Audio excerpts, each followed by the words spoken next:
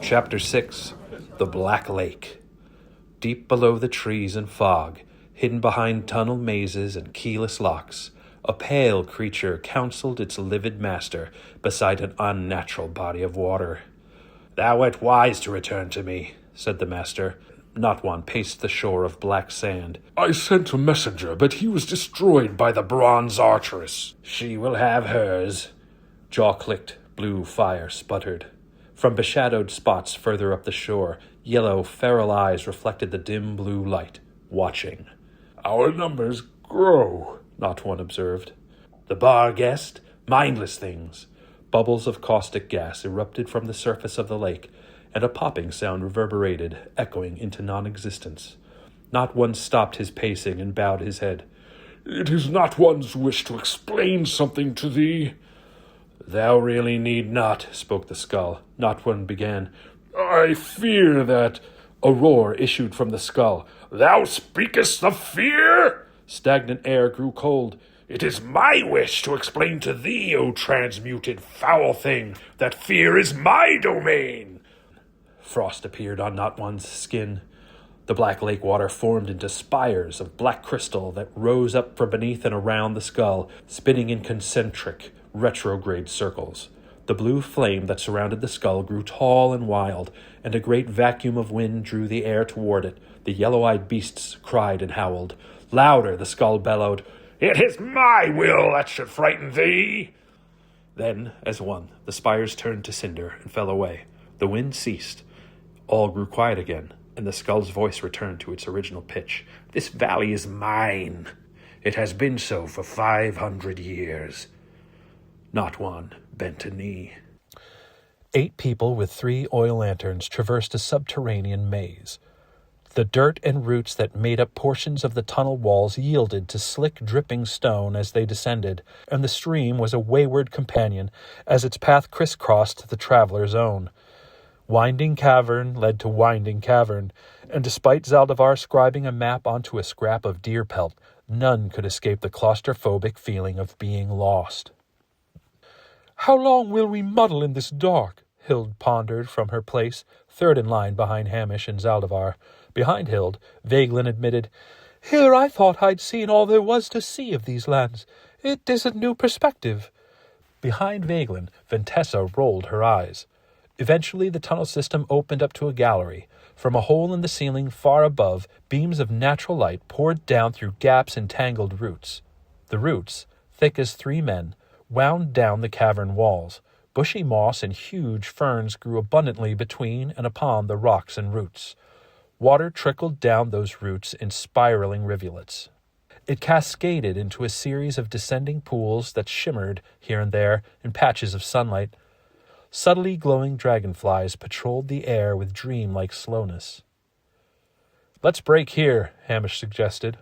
Bowen stepped out into the open space and reached his hand into one of the many beams of golden light.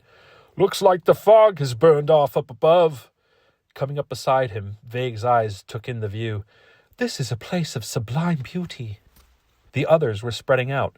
Brune stood beside his brother and stretched his arms out, absorbing the warmth of the sun. Zaldivar inspected a school of tiny, iridescent fish in the largest of the pools, and collected a few into a small glass jar.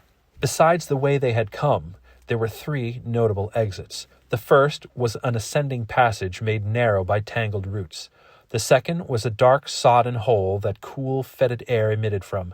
The third was a sheer drop at the far end of the room. Hamish and Sparrow went over to the ledge.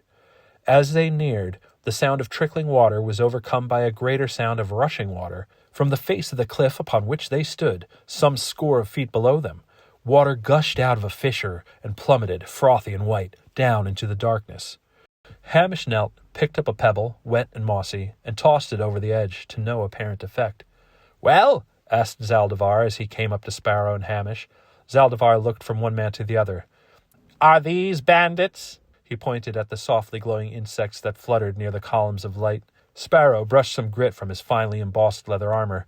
He spat over the edge, and his dark eyes watched the effluence vanish into the rushing water. "We aren't hunting bandits, no matter what the lady says." She suspects as much as we do, said Hamish. Back near the columns of light, Hild munched on an apple, while she showed Vagelin a beginner's sword stance. Ventessa, sitting on a sun-drenched rock nearby, watched with effort not to show chagrin, as her sister wielded the coveted sword of their lineage. Vagelin was green at sword play. She was wobbly and lacked confidence with steel, but when Hamish turned and saw her with her father's blade in hand, he knew that Grey Brook would be in good hands, even if they never found the father. All Hamish had to do was get her back safely. He put his chin in his palm and sighed. Zaldivar was reflecting. I could spend a week here. There's magications, alchemical reagents. He waved his hands indicating the wide caverns. Everywhere around us. You just keep our metal coated in something nasty, and you'll do just fine, Sparrow told Zaldivar, and he put a hand on the man's shoulder. Zaldivar looked up at Sparrow and squinted his eyes. And all this time I thought you kept me around for my looks. Chuckling, Sparrow replied, That and your way with a locked door, or when there's healing to be done, or most anything that doesn't involve hacking and slashing.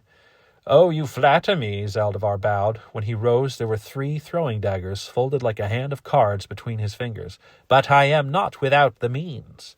Sparrow feigned surprise at the thin blades. Are those for cleaning teeth? The knives vanished with a flick of Zaldivar's wrists. These clean more than teeth, friend. Bowen and Brune sat in a wide, brightly lit patch of moss, and watched Hild and Vagelin practice the sword. How are your wounds? Bowen asked Brune. Right as rain, my brother. Brune patted himself. Bowen nodded, leaned back, and looked over to where Zaldivar and Sparrow were chatting. That old Benarubius really knows his stuff. Nearly put our good friends there to shame. I thought Zaldivar would have killed the old master with one look when they met. Brune fingered the moss of the stone upon which he sat. Old blood. Bowen said, Elvish, you think? Didn't you notice his ears? Brune asked. Bowen gazed across the cave at Ventessa. Her red blonde hair seemed to melt into her bronze ringmail in the golden light. Waves of radiance reflected up from the water of the pool she sat beside and cast her in luminous motion. Her red blonde hair seemed to melt into her bronze ringmail in the golden light. He flashed a broad smile. My eyes were drawn elsewhere. Brune looked at his brother. Nearly pissed yourself when she saved you from the bugbear, though. Bowen gave his brother a light punch in the shoulder. They both laughed, and Bowen asked, Nearly? Look at this, Zaldivar called out from near the darkest of the exits. He was holding up a swordless scabbard covered in red and gold fabric, trimmed in jeweled gold.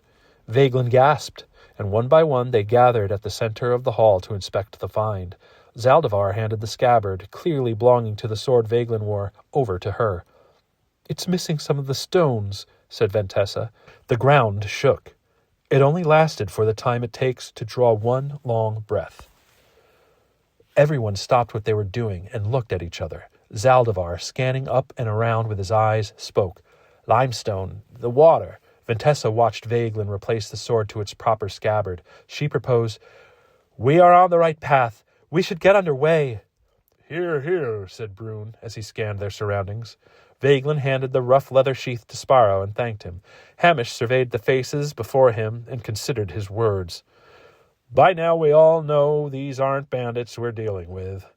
You nobles needn't go any further, he said. Vagelin began to protest, but Hamish silenced her with a gesture. Beyond this point, things are fit to get dicey. Now, my people are experienced, and I make it a point to get all my people back topside. He looked directly at Vague. But I can't guarantee your safety. He put his hands on his hips, and his eyes moved from Vagelin to Ventessa to Hild. Now, here's the line in the sand. We have a method. I can't spend my people protecting you. Take that passage we came from and wait for us to finish this. Ventessa's eyebrows arched. Loathsome sellsword! Vagelin reached a hand out toward her sister and addressed Hamish. You don't need to guarantee anything, sir. She paused, and Hamish crossed his arms. Hild stepped forward. I'll guarantee her safety. Hamish studied the 3 women, grim determination etched onto each of their faces. Ventessa looked at Vagelin and Hild, then back to Hamish. She raised her chin. A gold drake says we 3 get things straightened out down there before you lot lace your boots. Brune chuckled, and Bowen nearly swooned. All right, said Hamish, a bit too loudly, and they all looked at him. I just needed to get that out of the way. To tell the truth, I'm glad for the extra hands. I only want you to know, we might be in for a real doozy. But if you're sure, he looked around, making eye contact with each of them, then we will go on, together. In the silence after Hamish's words, a sense of unity began to permeate between them all. There were nods, looks of approval, and even a few half-grins exchanged. "A doozy?" asked Hild as she checked the fastenings of the great sword on her back and the straps of her steel plate armor. "Humdinger," Brune offered. He spun the head of his hammer. "A peach," Vagelin added with a smile. She patted the sword, now returned to its proper scabbard. "Well then," said Ventessa, magnificent bow in hand and bronze mail gleaming, "shall we be off?" Sparrow's attention had wandered to the ledge. "Look, something's moving." The ferns were stirring as if some animal were hidden beneath the fronds. A huge clawed forefoot covered in green-blue scales reached up and over. The arm-length claws sought purchase among the rocks, and after a moment an immense reptilian snout rose up sniffing. "Quickly, everyone, hide!" gasped Hamish. They wasted no time running to take shelter among the boulders behind the great roots of the gallery walls. Just as they gathered behind the foliage, the great beast came up into the clearing. It was a lizard the size of a covered bridge. Its blue tongue flicked out, tasting the air.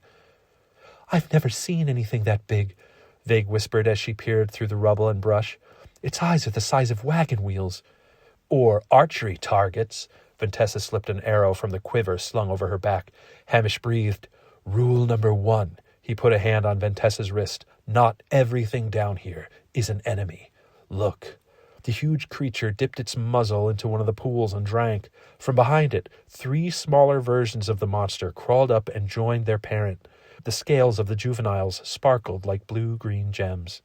"Salamandars," whispered Hild, "should be safe as long as we don't provoke them." Zaldivar leaned forward to stare at her.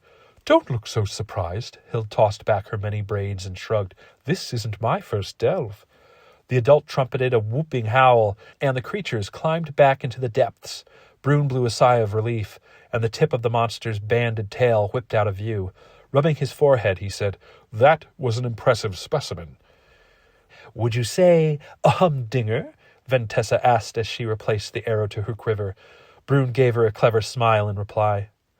Zaldivar vaulted over a boulder and began scrutinizing the ground where the creature and its young had been. He eagerly picked up several small, bright scales. They chose the darkest of the exits from the chamber, the one beside which Zaldivar found the scabbard, and they marched deeper into the claustrophobic corridors. The stone walls took on a chiseled appearance, as if they were cut by unskilled hands. The hours passed by, and still the tunnels careened onward, crisscrossing. As they slowly progressed, the walls became more and more uniform, until Hamish was quite sure they were traveling through catacombs carved out with some intention.